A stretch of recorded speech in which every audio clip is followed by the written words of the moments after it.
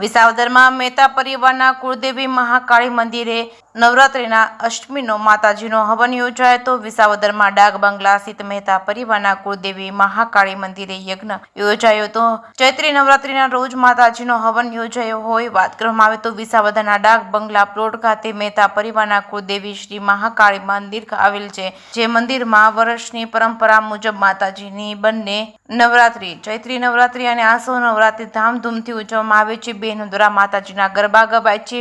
સાતમા નોરતે માતાજીને દીપમાળા કરવામાં આવતી હતી અને અન્નકૂટ ધરાવવામાં આવ્યો હતો। અષ્ટમીને દિવસે માતાજીનો હવન કરવામાં આવે છે। વર્ષમાં મહાકાળી મંદિરે ચૈત્રી નવરાત્રિ અને આસો નવરાત્રિ બંને નવરાત્રિ ધામધૂમથી ઉજવાય છે। નવરાત્રિમાં માતાજીના હવન પણ થાય છે। હવનના દર્શન કરવા, માતાજીનું બીડું હોમવા માટે તમામ મહેતા પરિવાર સહિતના ગ્રામજનો અને માતાજીના દર્શન કરવા બોડી સંખ્યામાં ભક્તો પધારી દર્શન કરી માતાજીના આશીર્વાદ લીધેલ છે। જે કે ગુજરાતી સાથે હરીશ મહેતા, વિસાવદર।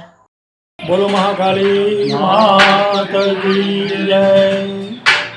ભગવતી મહાકાળી મંદિર ડાક બંગલા પ્લોટ વિસાવદર ખાતે આવેલ છે અને છેલ્લા 50 વર્ષથી હિરાણી શાખાના મહેતા પરિવારના આ કુળદેવીનું ચૈત્ર અને આસો નવરાત્ર દરમિયાન ભાવ સબર ભક્તિથી બહેનો ભાઈઓ તમામ પૂજા વિધિ, આરાધના, ઉપાસના કરી અને માતાજીની કૃપા અને આશીર્વાદ અને શક્તિ પ્રાપ્ત કરે છે। દર ચૈત્ર સુદ આઠમ અને આસો સુદ આઠમના રોજ યજ્ઞનું આયોજન કરવામાં આવે છે અને તેમાં તમામ શ્રદ્ધાળુ ભક્તો અને મહેતા પરિવારના તમામ કુટુંબીજનો ભાવ, શ્રદ્ધા, પ્રેમ, વિશ્વાસથી માતાજીની સેવા, પૂજા, અર્ચન કરે છે। આ પરંપરા ખૂબ શ્રદ્ધા અને ભાવનું એક પ્રતિકાત્મક રૂપ છે।